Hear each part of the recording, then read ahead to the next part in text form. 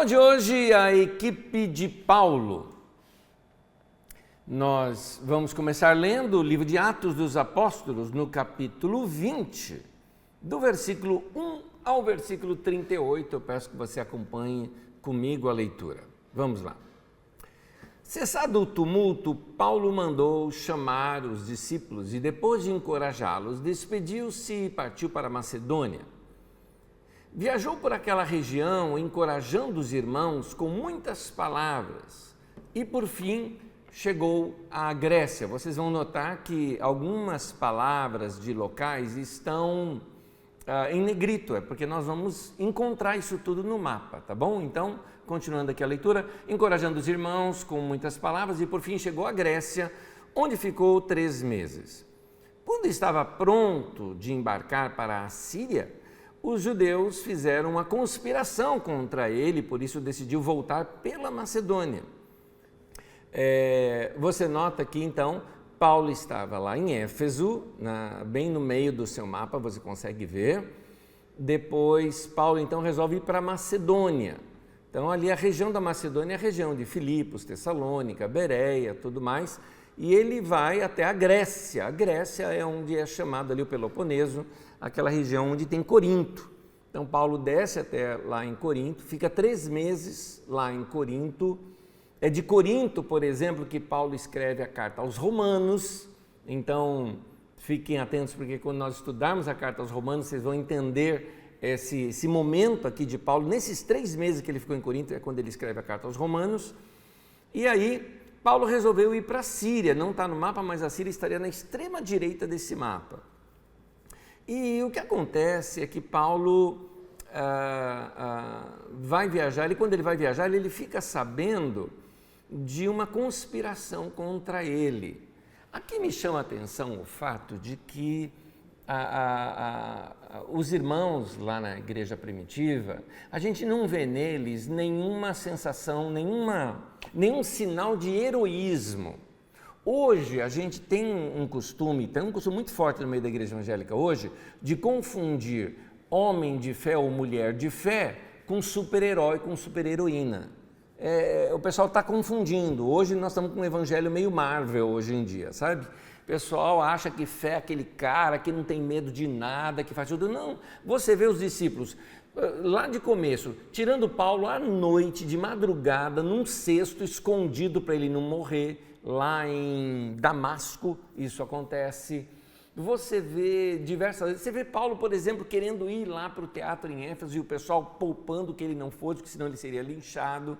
Aqui, por exemplo, a gente vê uma conspiração contra ele. Provavelmente o pessoal estava esperando na espreita ele no porto, então ele não vai para o porto, ele vai por terra. Então, o texto aqui está ensinando o seguinte, que discípulo de Jesus não é bobo, é isso. E que existe a sabedoria humana, né? Ou vamos dizer assim, até a esperteza humana, né? Para a gente não cair em ciladas, né? Por isso que a Bíblia diz, olha que Jesus diz, vocês têm que ser, eu vou te enviar como ovelhas no meio de lobos, então vocês têm que ser prudente como a serpente, simples como a pomba, mas prudente como a serpente. Tem muito cristão que está deixando essa prudência como a serpente que escapa rapidinho e cai fora, e por isso entra em problema e fala, Deus não me protegeu. Por que Deus não me protegeu? Porque lá atrás ele já tinha te dado um toque e você não seguiu. Mas vamos lá, vamos continuar aqui a leitura. Sendo acompanhado por Sópatro, filho de Pirro, de Bereia, Aristarco e Segundo de Tessalônica. Note que são todas aquelas cidades que Paulo passou. Gaio de Derbe, Timóteo, além de Tíquico e Trófimo, da província da Ásia. Esses homens foram adiante e esperaram em Troade. Navegamos de Filipos após a festa dos pães sem fermento. 5 dias depois nos reunimos com os outros em Troade, onde ficamos 7 dias. Então aí temos o mapinha para você seguir conosco de novo. Então Paulo vai ali até Filipos e de Filipos ele vai até Troade, tá? Essa é o que a gente vê aqui. Deixa eu só colocar uma tela aqui para mim, para eu acompanhar esses momentos que aparecem esses mapas aqui para nós. Muito bem, continuando aqui. Bom, é aqui em Troade que acontece o seguinte, ó, versículo 7. No primeiro dia da semana, reunimos-nos para partir o pão. E Paulo falou ao povo. Pretendendo partir no dia seguinte, continuou falando até meia-noite. Até aí por enquanto. Primeiro dia da semana nos reunimos para partir o pão. É interessante o fato da igreja se reunir no primeiro dia da semana e não mais no sábado, como era costume dos judeus.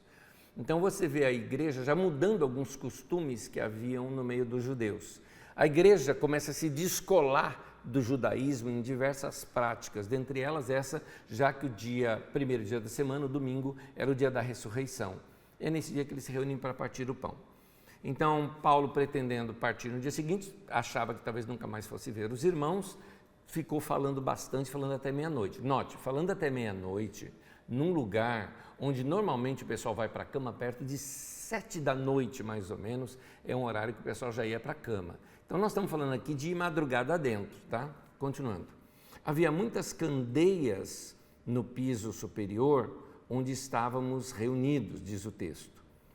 Um jovem chamado Eutico, que estava sentado numa janela, adormeceu profundamente durante o longo discurso de Paulo.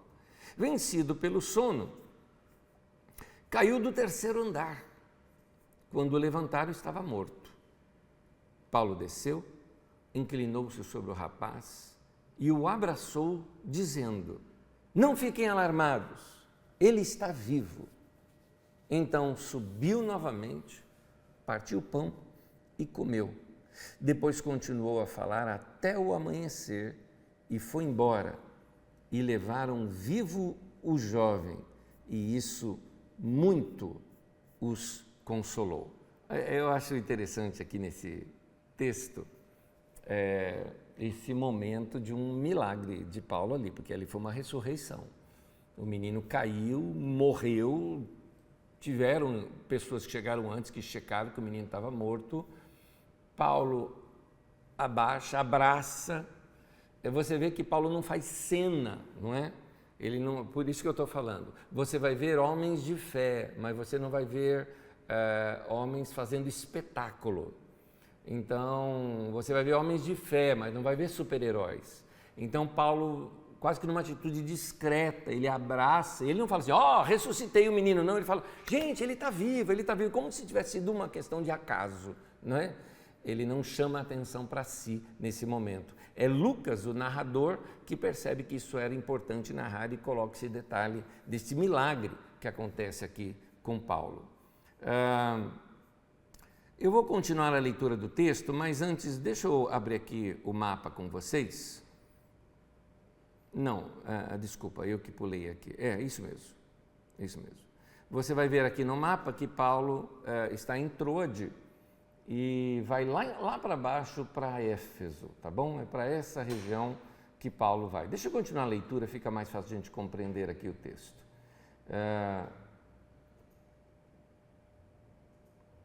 O texto continua dizendo assim: quanto a nós, fomos até, o versículo 13, fomos até o navio e embarcamos para Assos, onde iríamos receber Paulo a bordo. Assim ele tinha determinado, tendo preferido ir a pé. Quando nos encontrou em Assos, nós o recebemos a bordo e prosseguimos até Mitilene. No dia seguinte navegamos dali e chegamos defronte de Quio, e no outro dia atravessamos para Samos e um dia depois chegamos a Mileto. Coloca o mapa para mim, eu vou refazer a leitura, não precisa colocar o texto, eu narro o texto. Olha só, olhando para o mapa aí você vai ver o que ele fala. Ele está ali em Troade e então fomos de navio e embarcamos para Assos. Você nota que Assos, você dá a volta ali, é um outro porto que tem lá. E Paulo vai por terra. O motivo dele ir por terra é que talvez ele queria conversar com algum discípulo, com alguma coisa, queria ter uma conversa com alguém, então fez esse caminho por terra enquanto o pessoal foi de navio para lá. No versículo seguinte ele vai contando, ele fala, quando nos encontrou em Assos, você está vendo aí no mapa ainda, aí nós prosseguimos até Mitilene, no dia seguinte navegamos dali, chegamos de frente a Quios, olha aí no mapa, No outro dia atravessamos para Samos, quer dizer, dormiu lá em Quios, tudo mais, aí vai para Samos, você vê as distâncias como eram, né? No mapa parece tudo muito perto. E um dia depois chegamos a Mileto. Nota que Mileto é relativamente perto de Éfeso, mas não é o porto de Éfeso. Vamos entender isso por quê, e agora eu faço uma longa leitura com vocês. Paulo tinha decidido não aportar em Éfeso para não demorar na província da Ásia, pois estava com pressa de chegar a Jerusalém, se possível antes do dia de Pentecostes. De Mileto, Paulo mandou chamar os presbíteros da igreja de Éfeso. Quando chegaram, ele lhes disse: vocês sabem como vivi todo o tempo em que estive com vocês, desde o primeiro dia em que cheguei à província da Ásia. Servi ao Senhor com toda a humildade e com lágrimas, sendo severamente provado pelas conspirações dos judeus. Vocês sabem que não deixei de pregar a vocês nada que fosse proveitoso, mas ensinei tudo publicamente e de casa em casa. Testifiquei, tanto a judeus como a gregos, que eles precisam converter-se a Deus com arrependimento e fé em nosso Senhor Jesus. Agora, compelido pelo Espírito, estou indo a Jerusalém sem saber o que me acontecerá ali. Só sei que em todas as cidades o Espírito Santo me avisa que prisões e sofrimentos me esperam. Todavia, não me importo nem considero a minha vida de valor algum para mim mesmo, se tão somente puder terminar a corrida e completar o ministério que o Senhor Jesus me confiou de testemunhar do Evangelho da graça de Deus. Agora sei que nenhum de vocês, entre os quais passei pregando o reino, verá novamente a minha face. Portanto, eu declaro hoje que estou inocente do sangue de todos, pois não deixei de proclamar a vocês toda a vontade de Deus, ou, como diz outra versão, todo o conselho de Deus. Nota que em 3 anos que ele esteve em Éfeso, deu o suficiente para ele tocar em todos os pontos que seriam um conselho de Deus necessário para o crescimento daquela igreja. Continuando a leitura. Ele está falando com os líderes da igreja agora. Cuidem de vocês mesmos e cuidem de todo o rebanho sobre o qual o Espírito Santo os designou como bispos para pastorearem a igreja de Deus que ele comprou com o seu próprio sangue. Eu queria que você notasse, porque não está na nossa apostila e eu posso passar batido numa informação importante aqui agora. Você nota o seguinte: ele chega em Mileto, ele manda chamar os presbíteros de Éfeso. Guarde a palavra presbítero. A palavra presbítero é a palavra ancião, ou seja, é a palavra melhor traduzida para nós, seria irmão maduro. Tá? Aí ele manda chamar os presbíteros e diz que Deus os constituiu bispos. Então, presbítero e bispo, aqui está a mesma coisa. Bispo é a palavra supervisor. E diz para o quê? Para pastorear, diz a igreja de Deus. Então, presbítero, bispo e pastor, é a mesma coisa. Você vê aí no texto. A gente que coloca a gente que tem essa mania de colocar pirâmide, né, na igreja, de modo a diversificar. Né? Então, a mania, por exemplo, que vem desde o catolicismo, de colocar o bispo como sendo responsável por várias igrejas, o pastor é o responsável pela igreja local, e em algumas igrejas os presbíteros é a equipe do pastor, ou seja, abaixo do pastor. Essa não tem base bíblica, essa definição. Então, na verdade, gente, aqui nós temos um problema de transliteração. Há uma diferença entre tradução e transliteração. Por exemplo, a gente usa muito isso no inglês hoje em dia, no inglês com português. Você pega, por exemplo, quando você vê esses conectores de tomada, por exemplo, como é que você geralmente chama? Isso aqui é um plug, né? Plug. A palavra no inglês é plug, com G. A gente fala, isso aqui é um plug, com G-U-E, né? Só que isso é uma transliteração, não é uma tradução. A tradução seria conector. Essa que é a tradução. Então, há uma diferença entre o que é transliterar? Transliterar é pegar uma palavra de uma outra língua e aportuguesá-la, né? Então, a gente deixa aquela palavra com uma cara de língua portuguesa, só que aí é uma transliteração, existe uma tradução. Então, a palavra presbíteros, na língua grega, a gente não traduz, a gente translitera como presbítero, mas a tradução seria ancião. Ancião no sentido de homem maduro, de gente madura, tá? De uma pessoa bem madura em Cristo, tá?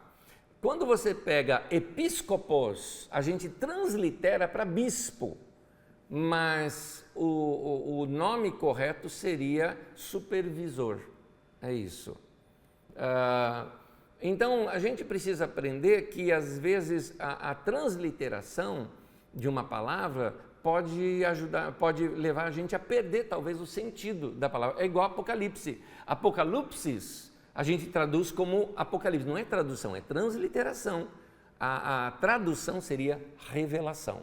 Então, tem esse detalhezinho aqui. Bom, enfim, Paulo manda chamar os presbíteros de Éfeso, diz que Deus os constituiu bispo para pastorearem a igreja de Deus. Eu vou reler o versículo que diz: cuidem de vocês mesmos e de todo o rebanho sobre o qual o Espírito Santo os designou como bispos para pastorearem a igreja de Deus que ele comprou com o seu sangue. Sei que depois da minha partida, disse Paulo, lobos ferozes penetrarão no meio de vocês e não pouparão o rebanho. E dentre vocês mesmos se levantarão homens que torcerão a verdade. Note aqui que Paulo está mostrando dois tipos de problema que a igreja vai enfrentar. A igreja vai enfrentar falsos líderes que vêm de fora para tomar proveito da igreja, que ele combate bastante isso lá em Coríntios 11, 2 aos Coríntios 11, ele combate bastante isso, e também outros combatem bastante isso, a carta de 2 Pedro, a carta de Judas, todas combatem bastante esse detalhe. Mas também ele fala, dentre vocês mesmos se levantarão homens que torcerão a verdade.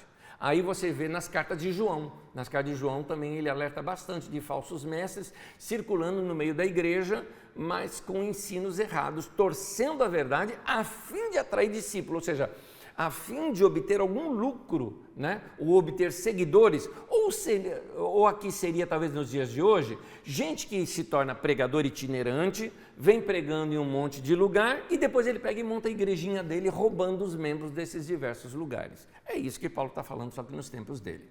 Vou reler então aqui de novo esse versículo para continuar a leitura e a gente não perder o fio da meada do que Paulo vem falando. Sei que depois da minha partida, lobos ferozes penetrarão no meio de vocês e não pouparão o rebanho.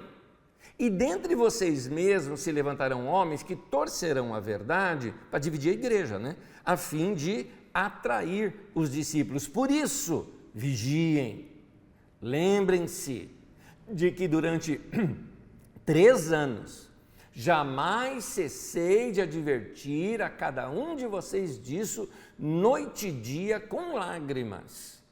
Agora, eu os entrego a Deus e à palavra da sua graça, que pode edificá-los e dar-lhes herança entre todos os que são santificados.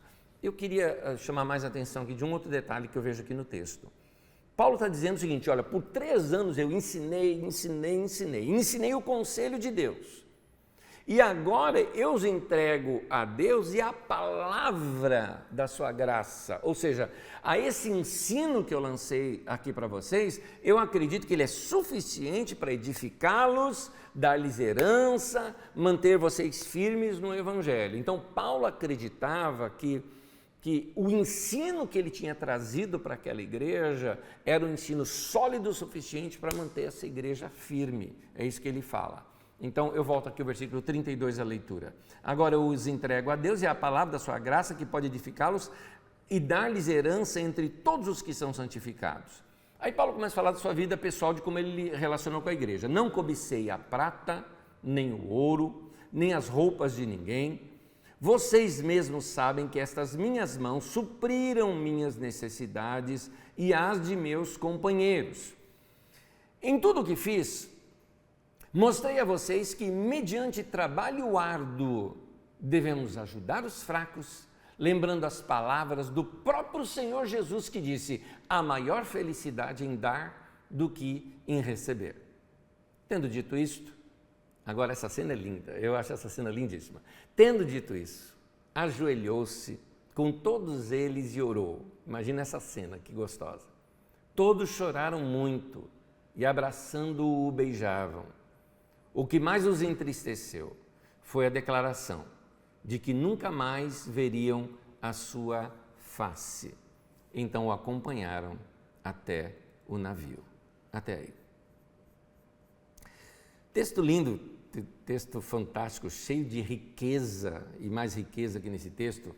Eu fiquei muito em dúvida sobre que rumo que eu tomaria na aula de hoje, porque eu poderia talvez aqui ficar talvez umas 3 ou 4 aulas só nesse texto, para a gente pegar todas as nuances que o texto dá. Por exemplo, falar só sobre a administração da igreja e falar melhor sobre episcopado, presbiterato, pastoreio, seria uma via que eu poderia pegar. A outra seria geográfica, abrindo um pouquinho mais esses lugares onde Paulo passou, com fotos e tudo mais do local, como já fiz em outras aulas aqui, para nos dar aquela sensação de entender o lugar onde Paulo estava passando. A outra na narrativa, mostrando esse detalhe desse apego que Paulo tinha com a própria igreja de Éfeso. E o apego era tão forte que você vai notar isso numa carta de Paulo à igreja de Éfeso, lá em Romanos, que uma parte do texto de Romanos é uma carta de Paulo para a igreja de Éfeso, que nós vamos estudar daqui a poucas aulas, tá? Porque eu já citei que lá de Corinto ele escreve essa carta para os romanos, que nós já vimos nesse texto. Então é muito provavelmente que já na próxima aula a gente estude isso.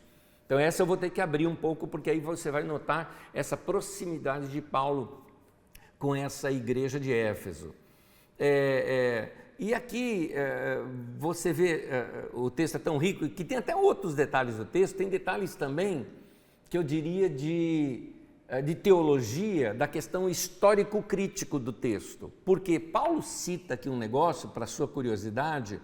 Paulo cita assim: lembrando as palavras do próprio Senhor Jesus que disse: há maior felicidade em dar do que receber. Onde foi que Jesus disse isso? Você não tem nos evangelhos, nenhuma vez, não aparece isso aqui nos evangelhos. Da onde que Paulo então tirou isso? Pois é, quando a gente estuda o texto histórico-crítico, a gente vai perceber que Paulo teve acesso a escritos do Evangelho de Jesus anteriores ao Evangelho que nós temos hoje.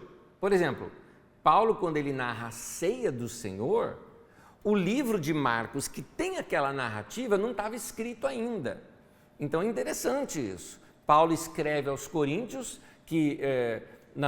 porque o Senhor Jesus, na noite em que foi traído, partiu o pão e tendo dado graça, aquele trecho de Paulo, ele tirou dos evangelhos. Mas que evangelho se o evangelho não estava escrito? É daí que vem aquele proto-Marcos, né? O evangelho de Marcos já escrito, já circulando entre as igrejas, mas que depois foi reeditado já lá na década de 70, 80, quando nós temos as reedições e os livros do jeito que nós temos hoje. O próprio Lucas, por exemplo, quando ele escreve o Evangelho de Lucas, ele fala de escritos anteriores que ele mesmo coletou para escrever o Evangelho. É muito interessante isso, mas também não fui por essa linha.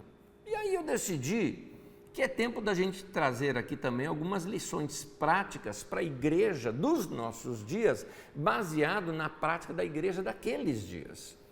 Então, eu vou me dedicar bastante hoje, pode ver que eu chamei de a equipe de Paulo, para narrar esta ligação que Paulo tinha com a sua liderança.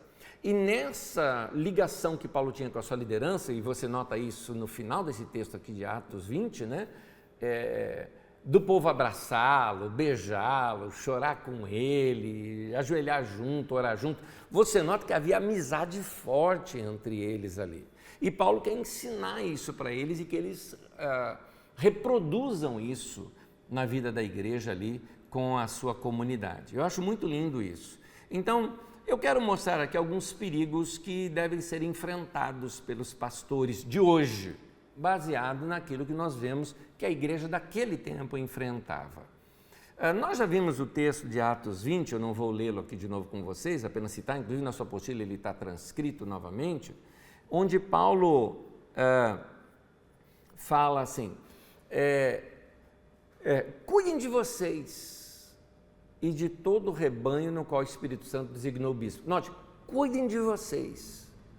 É interessante que Paulo chega para a liderança da igreja e fala, cuidem de vocês, ou seja, do relacionamento de vocês, cuidem da amizade de vocês, cuidem das ligações que existem entre vocês, porque nós como equipe vamos ser provados. E hoje, se vocês me permitem, se você é de outra comunidade, frequenta outra igreja, me permita hoje falar diretamente à liderança da Carisma, e obviamente que isso pode servir e ser muito útil para a sua igreja, mas saiba que eu estou falando, não estou dando indireta para nenhum outro lugar, eu estou falando direto para o nosso povo, para a nossa liderança, para a nossa equipe.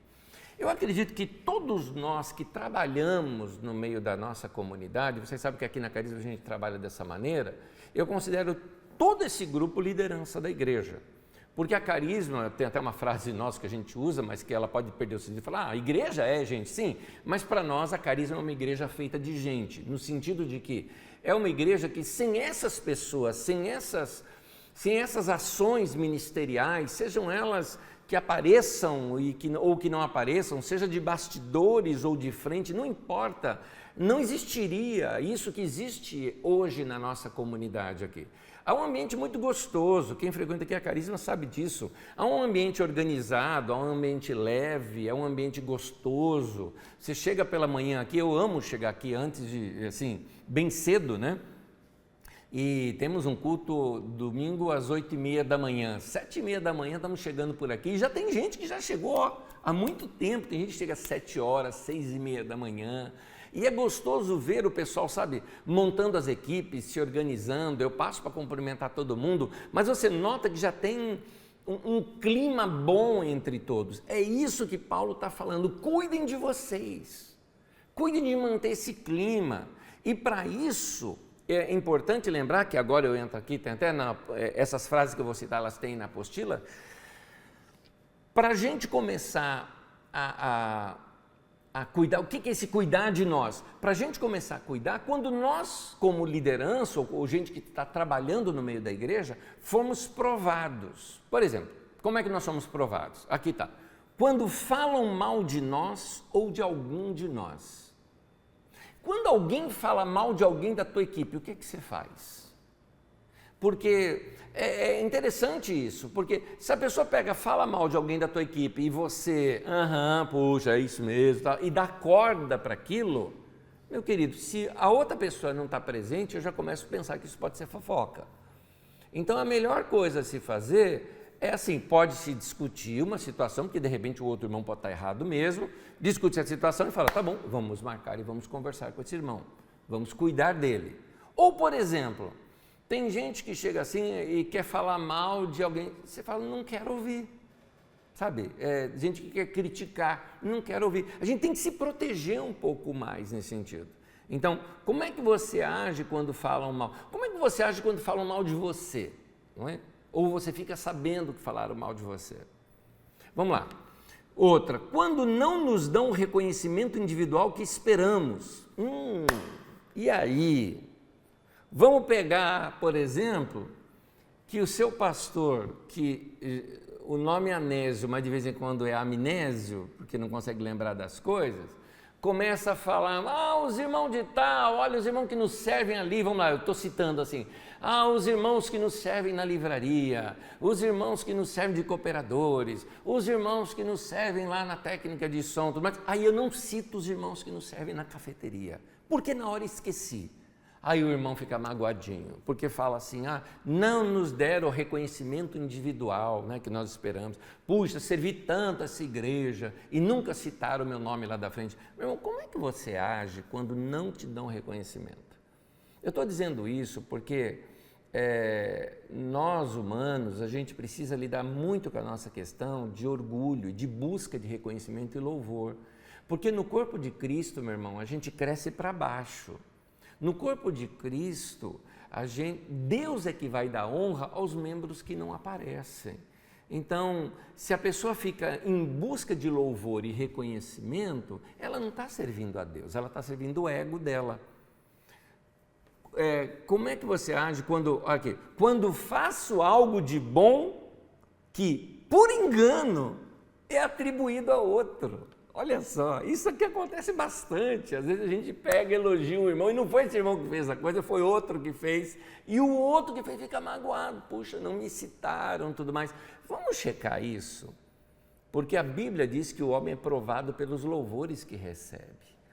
Então, eu diria talvez até mesmo, aqui eu completaria, que sou eu colocando, que a gente também é provado pelos louvores que a gente não recebe. Quando ouvimos sobre o sucesso de outros, como é que você age quando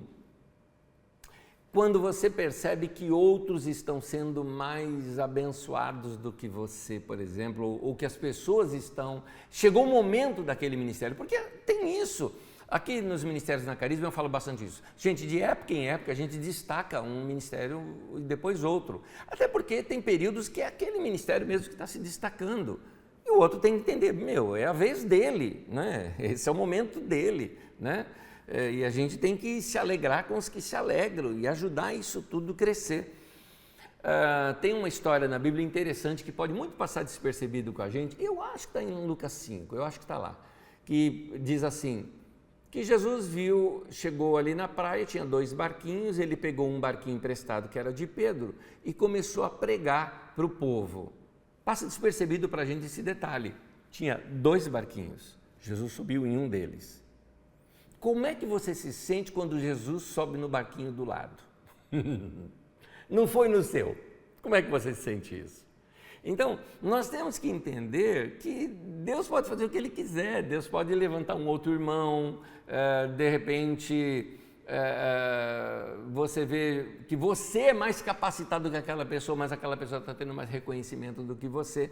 Tudo isso é para provar nosso coração, porque a gente tem um coração ruim.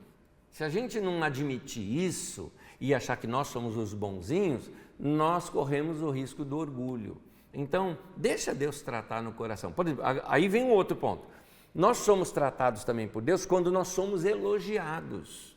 Nota, quando nós somos, quando é o outro elogiado e não você, mas também o contrário, quando você é elogiado e não o outro.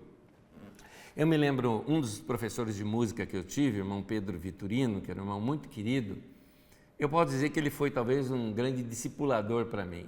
Eu tinha entre 10, 11 anos de idade e eu me lembro que ia tocar, né, nas igrejas, juntamente com ele e tudo mais, e tocava, e as pessoas viam, né? Um menininho, pequenininho, e tocando lá, nem aparecia, porque naquele tempo era harmônio, né? Harmônio é o avô do órgão, né? Como você conhece o teclado hoje, né? O bisavô do teclado.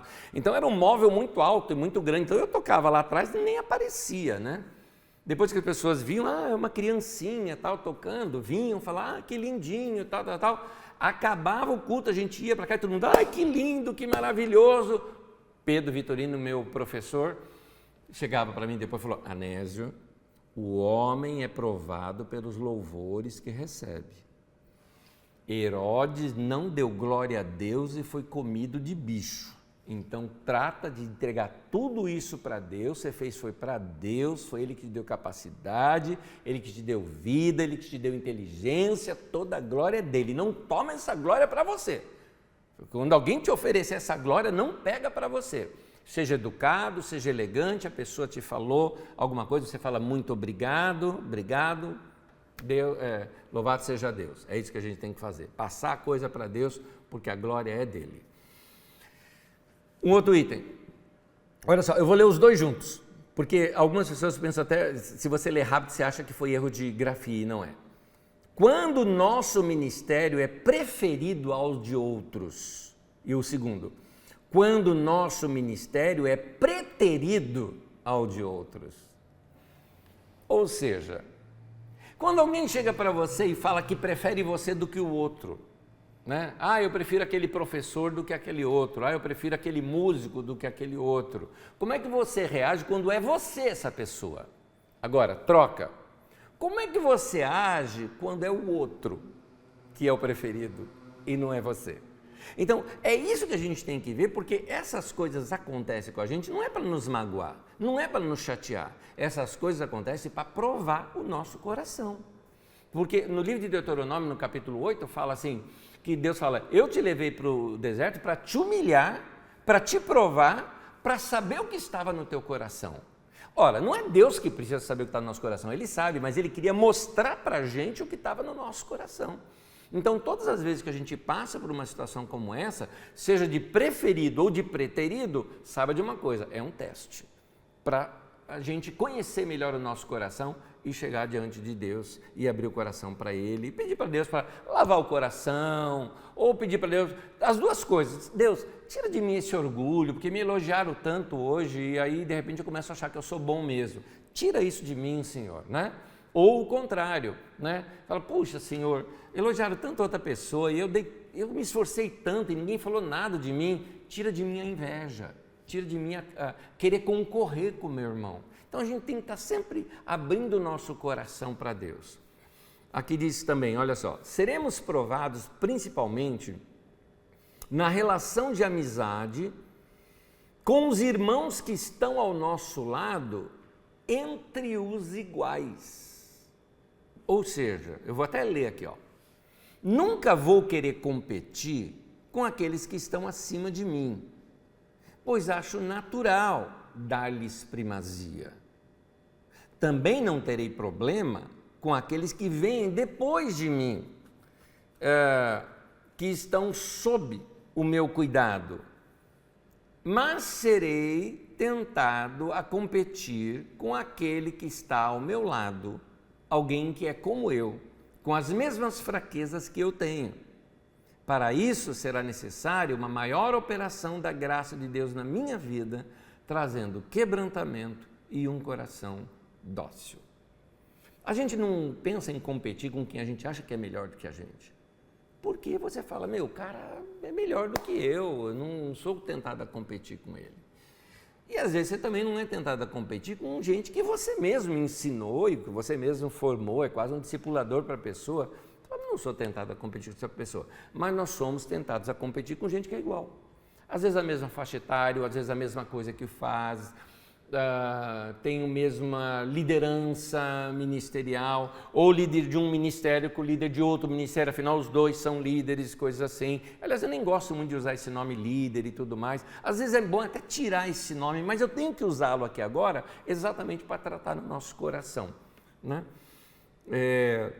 Nota que até agora a ênfase nossa aqui é essa, checa teu coração, porque nós somos canos pelo qual passa a graça de Deus, as águas limpas de Deus, para alimentar o povo, para refrigerar a alma do povo. Mas se esse cano estiver enferrujado por dentro, estiver sujo, a água limpa sai suja do outro lado.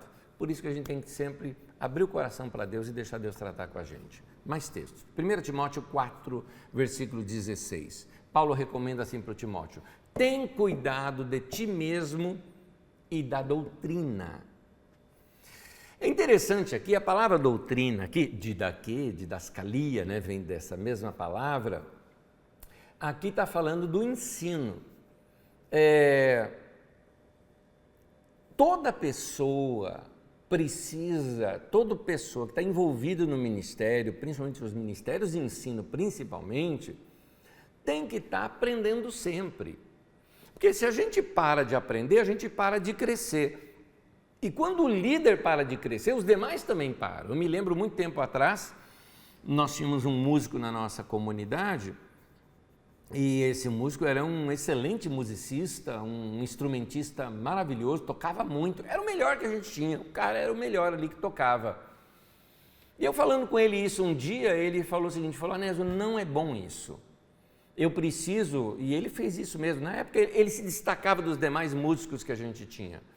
Então ele falou, olha, eu confesso para você que eu tenho alguns amigos que os caras são fera, e eu faço o máximo possível para estar perto deles e tocar com eles de vez em quando. Por quê? Porque quando você é o melhor do grupo, você para de crescer. Por isso que é importante você ter outras pessoas tão boas quanto você, ou até melhores do que você, para você olhar para eles e ver que você ainda precisa crescer mais. Guarda isso. Quando o líder para de crescer, o restante também para. E quando ele para de aprender, é porque ele começou a parar de crescer. Então, eu pergunto a vocês, aos pastores da Carisma, incluindo aqui eu, aos pastores da Carisma, como anda o seu tempo de estudo bíblico? Como anda o seu tempo de estudo da Palavra de Deus para conhecer as Escrituras, para ler as Escrituras, para abrir o coração para Deus, para pesquisar coisa nova? Nós temos que crescer. Cada um de vocês que lideram cada área da nossa comunidade, como anda seu tempo com Deus, seu tempo de oração, seu tempo de coração quebrantado diante de Deus, seu tempo de leitura da palavra? Porque se a gente para de crescer, os demais que estão junto com a gente também vão parar de crescer.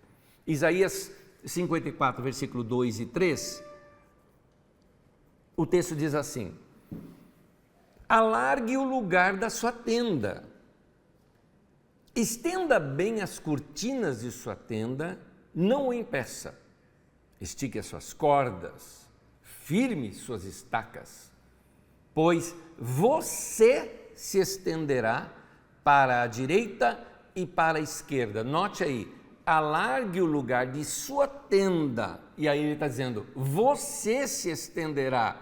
O alargar a tenda é alargar você. O que é que Deus está querendo dizer para você aí? O que Deus está querendo dizer para você é o seguinte, cresça, e aí no caso, eu gosto de usar essa expressão, vamos crescer para os lados. O que eu chamo de crescer para os lados? Crescer para os lados é, deixa eu começar a aprender outras coisas que são laterais, que são assim, na qual eu vou crescer, eu vou me ampliar, não é somente crescer no que eu faço. O que eu faço é crescer, vamos dizer assim, para cima. O crescer para o lado é me ampliar. Eu vou aprender matérias que eu não aprendi. Eu vou aprender matérias que talvez nem tenham a ver com o que eu estou fazendo. Porque eu quero crescer, eu preciso alargar. Então, tem determinadas coisas, meu querido, que é você que tem que fazer. É você que tem que pegar um livro e estudar. Aliás, eu acho que a gente precisa começar a crescer em diversas áreas para a gente não cair em algumas ignorâncias que tem por aí. Aliás, recentemente correu aí na internet um vídeo, por exemplo, de uma igreja lotada, cheia, era um encontro de mulheres, e ali estava entrevistando uma mulher que ela parecia, guarda isso, parecia inteligente e tudo mais, falando do Brasil, e que era o Brasil não com Z, mas com S e tudo mais. Então, se você viu o videozinho, você está sabendo? Gente, desculpa o termo, babaquice aquilo tudo. Está tudo errado o que ela disse ali. Da história do nosso nome está errado o que ela falou, de que o nosso nome, o Brasil, se refere, igual do judeu chama o Barzilai, que era amigo de Davi. Ela quis botar Brasil na Bíblia. Gente, que absurdo, só para dizer que nós somos especiais, não é? E o povo aplaudindo aquilo tudo. Gente, está errado aquilo. Ela está falando uma coisa, porque olha as ligações que ela faz, né?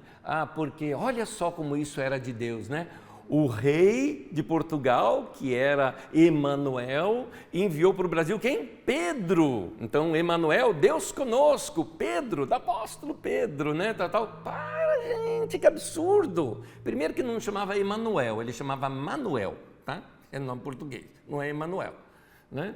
E o Pedro Álvares Cabral, depois de sair daqui do Brasil, foi para a Índia bombardear lá na Índia, né? Ele foi lá e matou um monte de gente lá na Índia, e isso não conta, né? E deixou aqui no Brasil alguns degredados aqui no Brasil. Mas enfim, conhecendo a história que a gente vê melhor. Mas assim, a gente precisa conhecer. A gente não conhece nem a história do nosso país direito. A gente não conhece nem a história dos nossos presidentes. Precisamos estudar algumas coisas.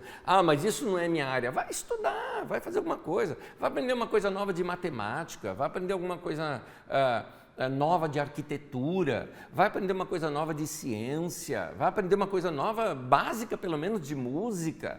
Mas vai aprender, vai crescer, vai alargar, não é? A sua tenda. Vai alargar você, estudando, crescendo em áreas que você ainda não cresceu, ou seja, não se acomode. Então, muitas pessoas falam, eu quero ser muito usado por Deus. Vamos pensar em Paulo. Paulo, ele não era, desculpa o termo que eu vou usar um termo aqui, tá? Eu espero que você entenda esse meu termo dentro do contexto que eu estou falando. Paulo não era um judeuzinho qualquer, gente. Paulo era judeu, sim, mas estudou aos pés de Gamaliel, que era o melhor mestre que tinha da sua época. Paulo lia o hebraico, lembrando que no tempo de Paulo o que se falava era o aramaico. Paulo também falava o grego e não duvido nada de Paulo também saber latim. Não duvido disso porque ele era cidadão romano. Paulo, quando vai em Atenas, ele cita escritores de lá, conhecendo frases de poetas deles lá. Paulo, quando escreve para Tito, que estava em Creta, que é uma outra história, os cretenses são outra história, ele cita um poeta cretense na carta dele. Olha que homem genial que era Paulo. Então, alguns falam, puxa, como que Deus usou Paulo, né? Claro, também um homem com tantas ferramentas assim. Meu irmão, vai crescer, meu irmão. Para de se acomodar demais na vida, vença a preguiça, nossa vida aqui é curta, vamos crescer, vamos ampliar tudo isso, porque lá para a sepultura, para onde você vai, não há conhecimento, não há planejamento, lembra disso? Está no texto de Eclesiastes, que nós já estudamos várias vezes aqui na Carisma com você. Então, não se acomode e nunca perca o coração de discípulo, porque a palavra discípulo é a palavra aluno, tá? É aluno. Aluno é um eterno aprendiz, seja assim, essa vontade de crescer. 1 Timóteo capítulo 4, versículo 16, atente bem para a sua vida, fazendo assim, salvará a si mesmo. Então, atente bem para a sua vida. Tem coisas na vida da gente, a gente trabalha muito em equipe aqui na Carisma, e tem coisas na vida da gente em que a gente costuma se esconder atrás do outro, mais ou menos assim, é uma tendência de quem trabalha em equipe. Vou dar um exemplo no esporte. Eu nunca fui um grande esportista, eu gostava de futebol é um jogo coletivo. Quando o time perdeu, é interessante, o time perdeu, não jogou bem, ou a defesa era ruim, ou o ataque não resolveu. Você tem uma explicação coletiva para aquilo. Alguns anos atrás eu fui aprender a jogar tênis, e muitos anos já, fui aprender a jogar tênis, e o jogo é individual. Tem o jogo coletivo, mas eu estava no individual e treinando. E já naquele momento já sabia raquetar, já sabia jogar, já sabia todas as regras, já sabia jogar, já sabia manejar bem a raquete, quando estamos ali na base da brincadeira, treinando com outros que ali junto comigo, daqui da Carisma mesmo, que a gente estava treinando um com o outro. E eu me lembro bem dessa cena. Teve um momento que o cara pegou, jogou a bolinha e você falou, é agora, eu estava tudo certo.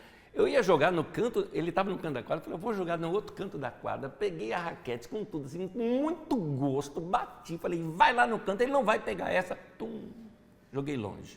A quem eu culpo nessa hora? Nessa hora que eu percebi, não tem equipe para culpar, não posso culpar o zagueiro, não posso culpar o atacante, não posso culpar nada, só tinha eu ali para resolver essa situação, né? Era culpa minha. Então, isso me ensinou uma grande lição, no sentido assim, assuma os seus erros, atente para a sua vida. Como líderes, por exemplo, nós não podemos pedir para outra pessoa crer em Deus no nosso lugar. Tem determinadas coisas que é nosso, é a gente que tem que fazer. Deus chamou você para aquilo, você vai fazer e vai crer por aquilo e vai buscar diante de Deus sobre aquilo. Como líder, nós não podemos pedir para as pessoas crerem em Deus no nosso lugar. É isso que a gente não pode fazer, a gente tem que resolver isso com Deus, a gente tem que ter a nossa própria experiência com Deus. Claro, eu posso pedir para um irmão orar por mim, mas cá entre nós, eu tenho que me resolver com Deus com as minhas próprias orações. Para de se comparar. Se você se comparar com outros, agora eu volto para a apostila, diz assim, você irá encontrar pessoas que estão fazendo melhor do que você e você vai ficar desencorajado. Segundo, você irá encontrar pessoas piores e poderá ficar orgulhoso. E Deus vai te perguntar, por que você não é você mesmo? Deus não me chamou para ser o melhor pastor do mundo, Ele me chamou para ser o melhor pastor que eu fui designado para ser. Essa frase sim é minha, está na cara. É isso que é para a gente ser. Eu me lembro, deixa eu pensar aqui, eu me perdi agora se foi domingo agora ou foi no outro domingo em que eu falei com a igreja algo. Deus não me chamou para fazer algumas coisas que muitos fazem por aí, e Deus os capacitou para isso, mas não a mim. Por exemplo, tem muitos irmãos que eles têm um dom muito grande da expansão da igreja, do evangelho, saem para outros países, montam filiais em tantos outros lugares. Eu não gosto disso, mas não é pelo fato de eu não gostar que isso está errado. Eu não estou dizendo que está errado. Tem irmãos que saem e abrem em outros lugares, mas eu não tenho esse dom. Então eu tenho que ser, eu não preciso ser o melhor, eu preciso ser o que Deus me chamou para ser e fazer o que Deus me chamou para fazer. Eu tinha 16 anos de idade, estava no topo do Pico do Jaraguá, você já conhece a história, e Deus falou comigo, vai ser pastor em Osasco. Eu nem conhecia Osasco, passei a conhecer, tudo mais, tal, hoje estou aqui. Pronto, estou fazendo o que Deus me chamou para fazer. Deus não me mandou ir para outros lugares e pregar em outros lugares e fazer um monte de coisa. Deus não mandou, Deus mandou fazer, o que Ele mandou fazer eu fiz. E estou fazendo e vou continuar fazendo até o fim da minha vida. Então, o que é que Deus colocou no teu coração para ser? Então, não se compare com outros. Eu não vou comparar aqui a Cariza com uma outra que é muito maior, porque aí posso até me desanimar, porque nunca vamos alcançar de ser tão grandes como aqueles lá são. Mas também eu não vou ficar comparando, mas estamos melhor do que muitas outras por aí. Não, aí vai deixar a gente orgulhoso. Não, vamos ser o que Deus nos chamou para ser. E ficar feliz com o que Deus nos chamou para ser. É isso. Eu não tenho que ser proeminente, eu tenho que ser significante. Ser proeminente é querer aparecer, ser destaque. Ser significante é ser o que eu fui chamado para ser. É saber que eu sou necessário. É isso. Meu irmão, seja significante e não proeminente. Você não precisa de luzes em cima de você. Você precisa simplesmente ser você mesmo. De acordo com 1 Coríntios capítulo 12, os mais visíveis não são os mais importantes. Já dissemos isso aqui quando estudamos sobre dons. Deus valoriza aqueles que não aparecem. Deus dá muito maior honra a esses irmãos que não aparecem do que aqueles que já aparecem, porque esses daí recebem honra dos próprios homens e mulheres. Tenha um sonho de crescer em Deus. Crescer em Deus não é se tornar conhecido, é fazer o que Deus te deu para fazer. Isso que é importante. A gente confunde hoje de crescer em Deus com ser famoso. A gente tem o costume hoje de achar que ser grande é ganhar muitos likes. Não tem nada a ver uma coisa com a outra. É fazer o que Deus te chamou para fazer e está resolvido com isso. Então, o que Deus deu a você fazer nesse tempo? Que nota, essa pergunta é importante, que nota você daria a você mesmo naquilo que Deus te mandou fazer? Então, seja muito honesto com você. Se você está fazendo o que Deus te chamou para fazer nesse tempo, e que nota você está dando para o que você está fazendo nesse tempo? Vamos lá. Naquele texto que nós lemos lá de Atos, diz assim, o Espírito Santo os designou bispos, ou seja, supervisores. E ele diz, para pastorearem a igreja de Deus. Então, é assim que a gente pastoreia a igreja. Supervisor é ver de cima, correto? Ver o todo. Como é que a gente pastoreia? Vendo o todo. Eu não posso ver uma área só. E isso é um erro que muitas vezes eu mesmo procuro corrigir esse erro, aqui dentro da nossa comunidade mesmo. Quando um líder de um ministério vem me trazendo o problema do ministério dele e ele não consegue enxergar a igreja como um todo, ele consegue enxergar só o ministério dele. Por que a gente não tem mais investimento aqui? Por que a gente não faz outras coisas aqui? E ele esquece que tem um todo da igreja para dar uma olhada. Então, mas essa é a função dos pastores, não era a função daquele irmão. Era a função dos pastores. Eu, como pastor, chego para ele, mostro para ele o todo, aí ele entende no todo onde é que ele se encaixa. Então, a igreja, os líderes da igreja precisam ter esta supervisão, ter a visão ampliada, ou, como diz aqui, Efésios 4, versículo 12, diz assim, tendo, apóstolos, profetas, evangelistas, pastores e mestres, versículo 11, versículo 12 diz, tendo em vista o aperfeiçoamento dos santos para a obra do ministério. Até aí. Todo líder tem que ter em vista que o que ele faz é para a maturidade dos irmãos. É para isso que ele está fazendo algo. Nós precisamos olhar para o rebanho de Deus, eu gosto de chamar atenção para isso também, porque em Atos 20, 28 fala, pastoreai o rebanho de Deus que há entre vós. Nota, rebanho de Deus, não é rebanho teu. O rebanho aqui não é meu, ele é de Deus. Aliás, pastor nunca é dono do rebanho, isso nos tempos bíblicos mesmo de pastoreio, tá? Não estou falando de pastor de igreja agora, o pastor não é dono das ovelhas, o pastor é o empregado do dono das ovelhas, tá? Então, os pastores precisam entender isso, que os pastores não é dono das ovelhas. A propósito, abrindo um parêntese aqui, mais uma vez, pastores, vocês não são, pastores estão me ouvindo, vocês não são donos dos votos das ovelhas, tá bom? Só para você saber, para você não negociar com o prefeito da cidade que você tem lá uma igreja com tantos votos, tudo mais, não faz isso não, porque Deus não te deu essa autoridade. Vamos voltar aqui. Então, pastoreie o rebanho de Deus. E quando a gente está pastoreando o rebanho de Deus, tudo que nós fizermos tem que ter o quê? Tem que ter em vista, visando o aperfeiçoamento dos santos, visando a maturidade dos irmãos, visando a melhoria de vida dos irmãos. Então, quando você vai pregar, por exemplo, quando você vai ensinar, ou seja o que for, vou desempenhar um ministério, vou tocar, vou cantar, vou servir, vou organizar, tal coisa, não importa o que você for fazer, por mais que você goste de fazer aquilo, não tem nada de errado com gostar de se fazer aquilo que se faz, mas nós nunca podemos perder algo que tem que ter em vista.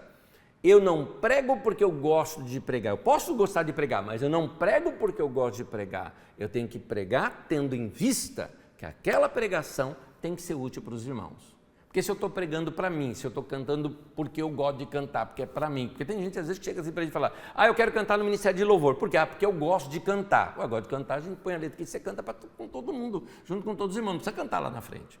Porque quem está lá na frente tem uma outra visão. Tem que ter a visão de dar o apoio para os irmãos cantarem, né? Eles vão servir de inspiração para os irmãos adorarem a Deus, tendo em vista que os irmãos cresçam com Deus. Então, a nossa ideia é sempre essa, a gente está para servir, está aqui para ser apoio. Por isso que eu digo que quem cresce no corpo de Cristo, não cresce para cima, cresce para baixo. A gente vai virando coluna, vai virando sustento, vai virando fundamento, não é?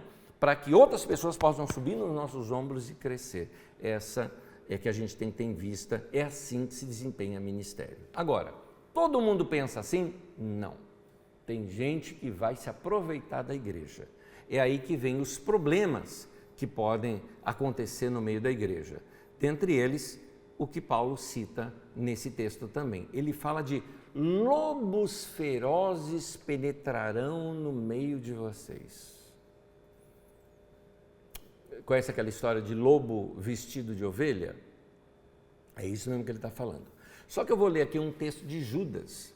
Judas só tem um capítulo, né? Capítulo 1, versículo 11 e 12, falando desses falsos mestres, diz assim, ai deles, pois seguiram o caminho de Caim, buscando lucro, caíram no erro de Balaão e foram destruídos na rebelião de Coré.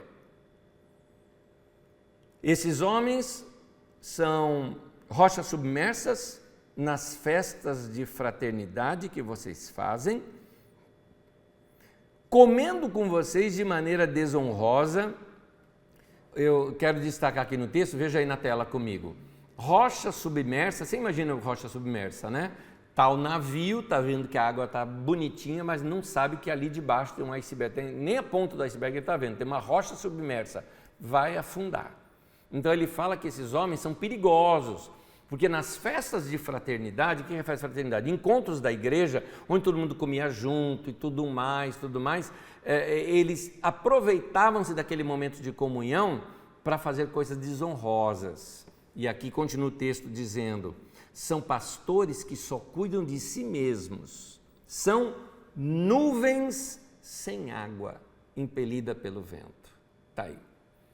Em outras palavras, ele está dizendo, é gente vazia, sem conteúdo. Nuvem sem água é gente sem conteúdo, mas posando e tudo mais, aquela coisa toda, né?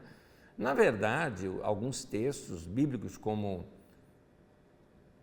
texto de Paulo, ele alerta que essas pessoas estão ali por razões das mais ilícitas possíveis. O texto de Pedro, de 2 Pedro, também mostra isso. Em outras palavras, é gente que quer, muitas vezes, abusar, né? Homens querem abusar de mulheres, ou mulheres querem abusar de homens e aproveitam as festas de fraternidade da igreja para dar umas pegadas. É bem isso mesmo que ele está falando, tá? Mas continuando aqui, ele fala que eles se desviaram pelo caminho de Caim. Ora, o que Caim fez? O Caim matou o irmão dele e foi montar sua própria família. Não é? Diz ali que ele então se casou, foi para uma terra, a terra de Nod e tal, e ele começa uma geração que é a dele agora. Ele se distancia da família original ali de Adão e Eva e vai montar a família dele. Ora, falando isso num contexto de falso mestre, o que você entende? É o cara que está querendo aproveitar da comunhão da igreja e tudo mais, para ir lá, depois rachar a igreja e montar a igrejinha dele. É isso que está aqui falando o texto. O erro de Balaão, o que Balaão aconteceu? Balaão era profeta, o cara pede para ele profetizar contra Israel, ele diz que não faria isso de maneira alguma, mas aí o cara chega de novo com mais dinheiro e finalmente com tanto dinheiro que ele fala assim para os caras, em vez de ele mandar os caras embora, né, com o dinheiro, ele fala assim, fica mais um pouquinho que eu vou ver o que mais Deus vai me falar, né? Quer dizer, ele foi cedendo até que chegaram no preço dele. Essa é que é a questão. Chegaram no preço do Balaão. Balaão se vendeu, trocou a bênção por dinheiro, ou como se diz sobre Esaú, trocou a bênção de Deus pelo prato de lentilha.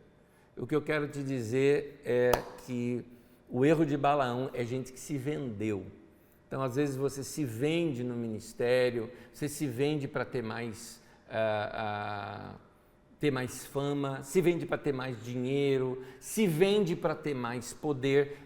Nem vou falar de novo que eu estou também falando desses pastores que se envolvem com política, porque é para isso mesmo, se envolve com isso que é para ter mais dinheiro, para ter mais poder e tudo mais, desviou do evangelho, desviou do chamado original, se desviou do chamado de Deus para a sua vida.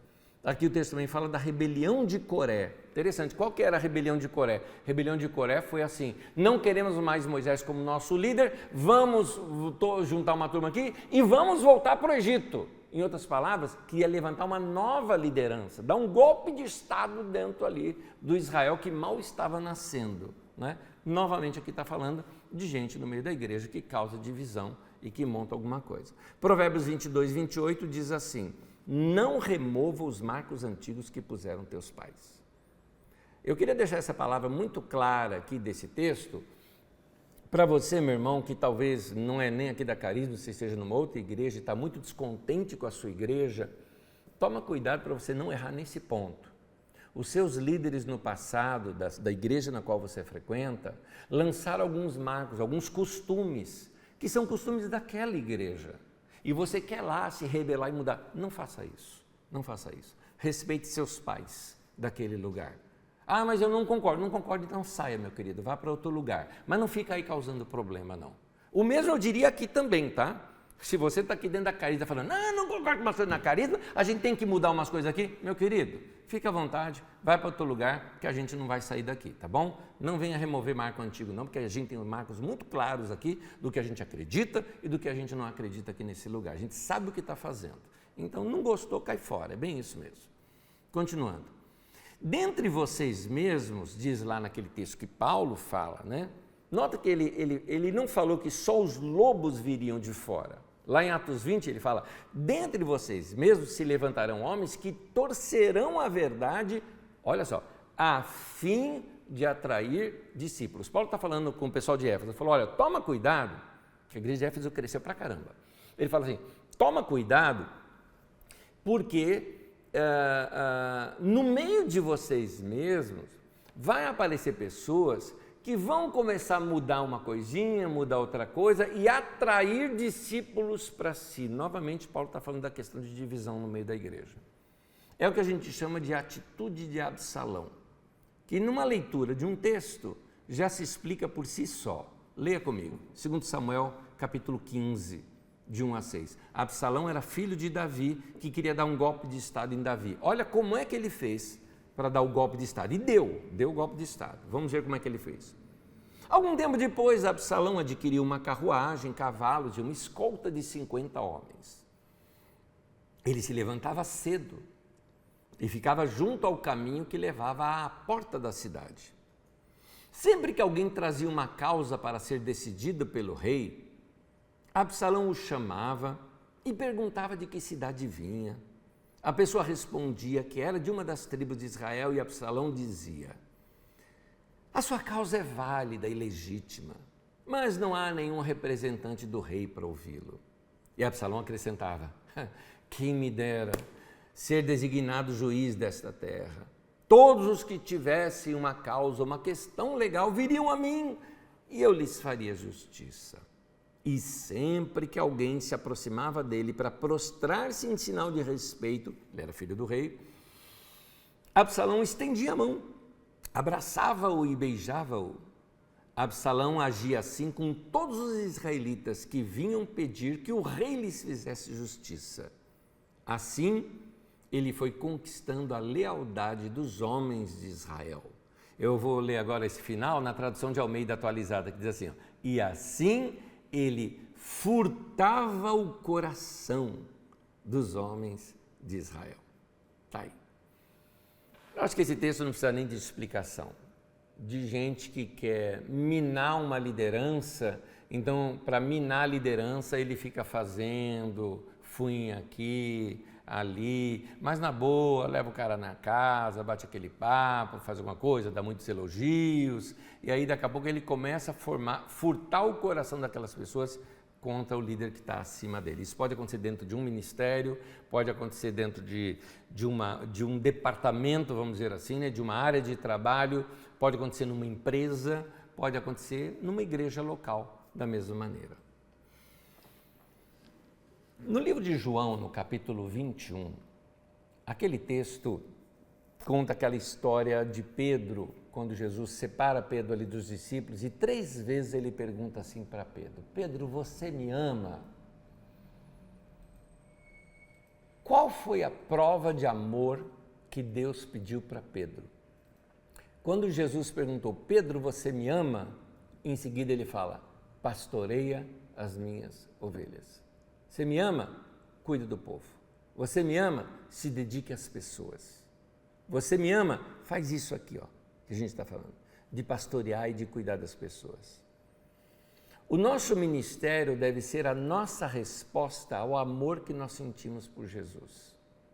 Em outras palavras, você ama Jesus? Sirva Jesus de alguma forma. Sirva Jesus na sua igreja. Sirva Jesus de qualquer maneira. O que te derem para fazer, faça de coração. É uma maneira de você mostrar o seu amor para o Senhor. Tem pastores que estão no ministério não como resposta ao seu amor por Jesus, mas porque é seu emprego. Isso aqui é importante. Tem muita gente por aí que não está no ministério por amor ao ministério, mas está no ministério porque ele não tem um outro emprego se ele sair do ministério.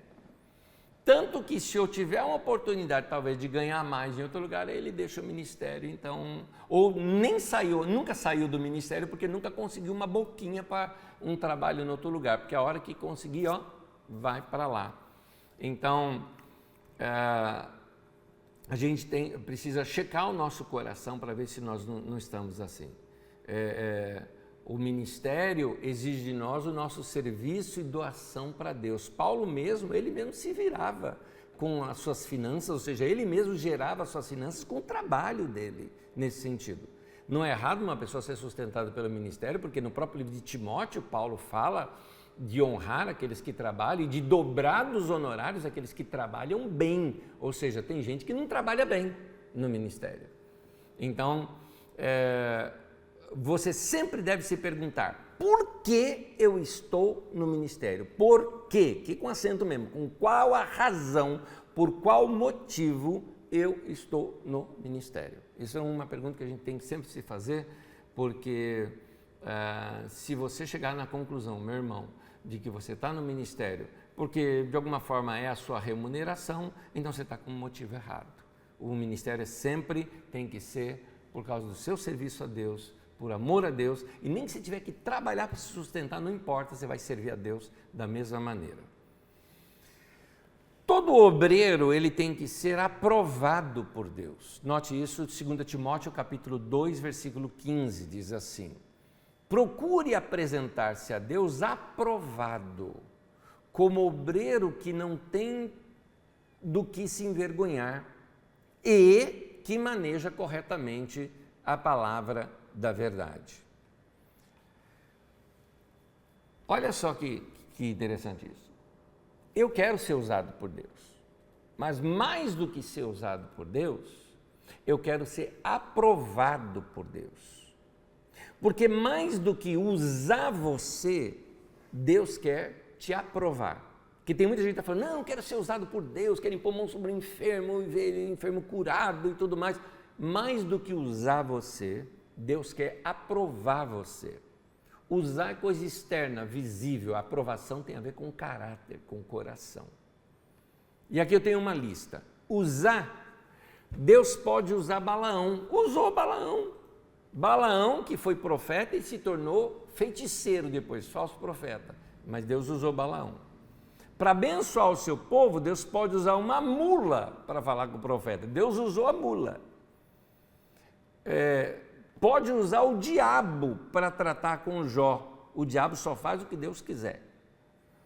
Deus usou Ciro para libertar o povo de Israel. Chamou até Ciro de meu servo Ciro. Gente, Ciro era um guerreiro, um general guerreiro, violento pra caramba, mas ele beneficiou o povo judeu. E Deus usou Ciro.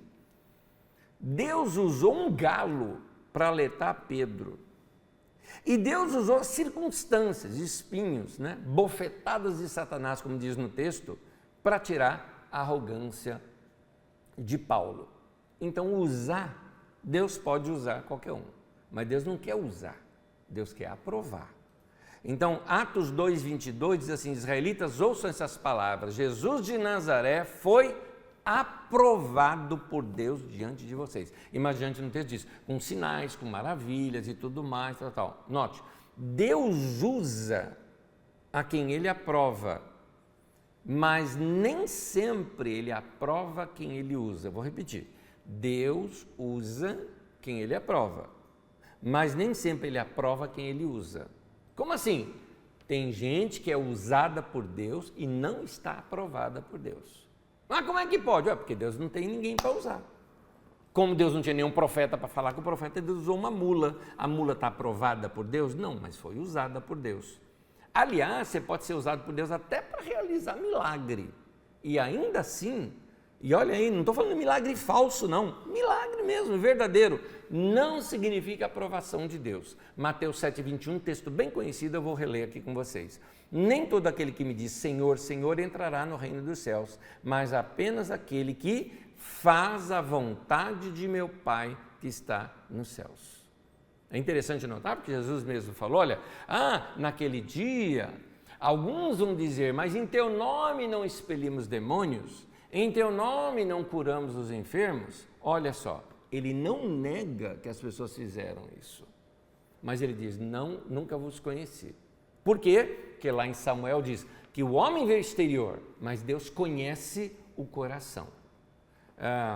Então, aprovado por Deus é quem faz a vontade do Pai. Minha pergunta para você, volto lá naquele ponto. Você está fazendo o que Deus te mandou fazer? Aquilo que Deus te mandou fazer, que nota você dá de 1 a 10? Então, você não está fazendo, você já não está aprovado. Mas se você está fazendo, ainda assim, que nota você se dá diante do que você está fazendo? Aprovado é quem faz a vontade do Pai. 2 Timóteo, capítulo 2, versículo 15. Procure, mesmo texto que nós lemos, só quero destacar outro detalhe do texto. Apresentar-se a Deus aprovado, olha aqui, como obreiro que não tem do que se envergonhar e que maneja corretamente a palavra da verdade. São duas coisas aqui. Manejar bem a palavra de Deus, conhecer bem a palavra de Deus. Eu acho horrível pastor que não conhece a Bíblia Sagrada, líder de ministério que não conhece a Bíblia Sagrada. Tem que conhecer as Escrituras, tem que se aprofundar nas Escrituras. Mas eu quero chamar a atenção para esse detalhe que está até em negrito na sua tela. Como obreiro que não tem do que se envergonhar. E eu quero falar diretamente aqui, eu ia dizer olho no olho, mas eu estou diante de uma câmera, mas eu quero falar isso para você. Meu irmão, tem alguma coisa na tua vida de que se vier à tona vai envergonhar? Tem alguma coisa que você esteja fazendo que, sendo público ou vindo aberto, vai causar vergonha a você ou ao Evangelho ou algo parecido? Que tal se arrepender? Que tal mudar? Mudar de direção? Já fez? Vai diante de Deus, se arrepende, pede perdão, muda hoje, muda agora. Muda isso no coração, deixa Deus tratar com você, volta à prática das primeiras obras, que é, como diz lá em Apocalipse, lembra-te de onde caíste e volta à prática das primeiras obras. E ele diz ali que você abandonou o seu primeiro amor. Não diz que você perdeu o primeiro amor, diz que você abandonou o seu primeiro amor. Então não abandona, volta lá atrás, volta onde você errou, volta à prática das primeiras obras, volta a orar como você orava antes, volta a ser sincero como você era sincero confessando os pecados, volta a ler as Escrituras como você lia, volta a cantar para Deus com o mesmo coração que você cantava antes, volta para Deus, é o nosso conselho para você.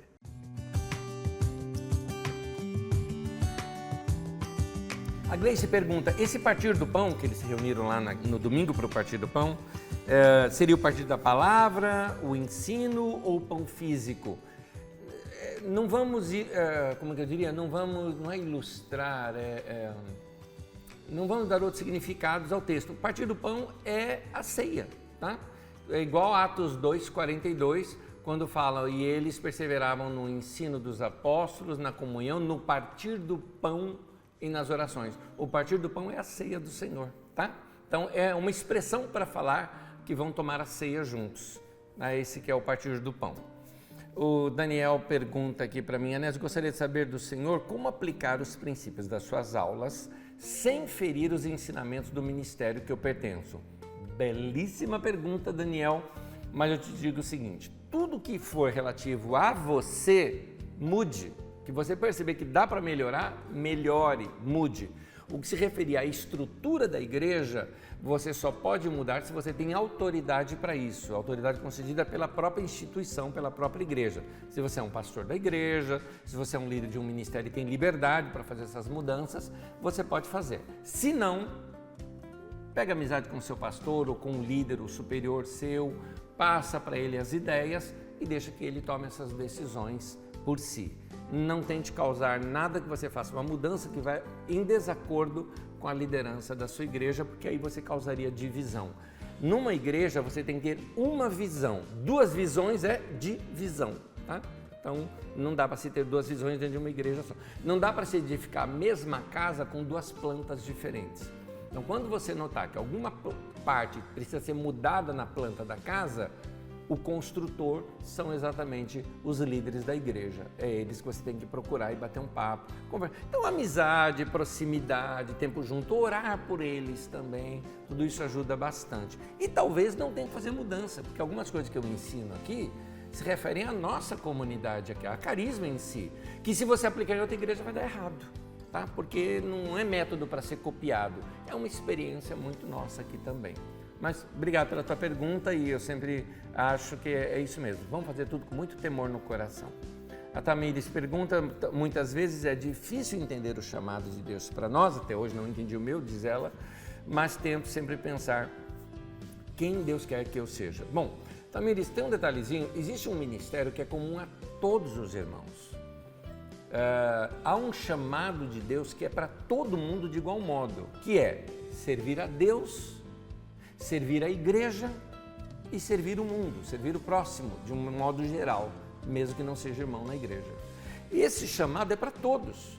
Então, se você está mantendo sua adoração a Deus, se você está mantendo sua comunhão com Deus, se você está servindo a sua igreja local e se você está de alguma forma fazendo alguma coisa para beneficiar, para pregar o evangelho, para ajudar um necessitado ou algo assim que seja até com pessoas não da igreja, você já está desempenhando o seu ministério. Ministério é isso, que aliás, se a pessoa acha que o ministério é cantar, é pregar, é isso e aquilo, sem fazer essa base, está errada.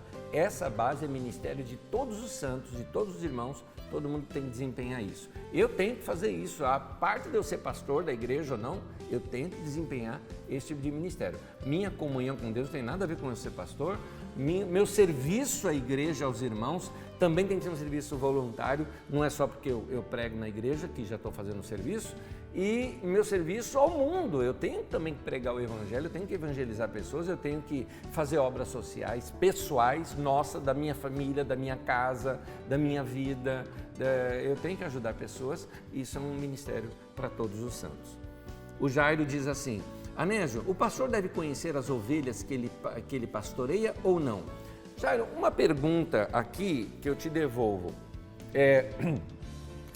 vamos primeiro entender o que é pastorear, porque Jesus não conhecia a multidão toda pelo nome, ele só conhecia ali os seus 12, talvez alguns a mais, né, que tinham seus amigos e tudo mais. Então, como é que Jesus pastoreava todas aquelas ovelhas, né? Ele dizia que era pelo ensino dele, então ele dava o ensino para o povo, era a maneira dele pastorear. Respondo isso também na minha vida pessoal. Eu tive os meus pastores, mas meus pastores nunca assim foram na minha casa, nunca levou tempo talvez até para saber qual que era o meu nome. Eu era pianista da igreja, mas a igreja era tão grande que talvez o pastor por um bom tempo não sabia meu nome, ele passou a saber meu nome depois, né? Depois da convivência e muito tempo aí vem saber qual que era o nome. Isso não significa que eu não era pastoreado por ele, porque ele buscava a Deus todos os domingos e trazia mensagens maravilhosas para a igreja que edificavam a minha vida. Eu era pastoreado pela vida dele, sim, mesmo ele não me conhecendo. Então, em que nível que nós estamos falando, né, de pastoreamento? Existe um pastoreamento que não tem a ver com ser pastor. Todo cristão que ama a Deus deveria pastorear o rebanho de Deus. Não é ser pastor de título, mas pastor de função. Toda pessoa que ama a Deus, qual é o mandamento de fazer discípulo? Fazer discípulo não é ser pastor, entende? Pastor que eu estou falando não é pastor da igreja, título de pastor, cargo de pastor, função de pastor, não é isso que eu estou falando. Estou falando de cuidar de vidas. Todos nós temos que cuidar de alguém, e isso é pastoreio. Então, esse sim, conhece a pessoa, conhece o nome da pessoa, conhece os detalhes da vida da pessoa para poder pastoreá-la nesses detalhes. Mas o pastoreio, de um modo geral, da igreja, ora, basta você ter uma igreja com mais de 30 membros, talvez, ou talvez até 50, que você já não sabe mais o nome de todo mundo, não tem condições. Então, tem aí a correlação do que a gente está falando quando fala o nome pastor. Continuando aqui, vamos lá.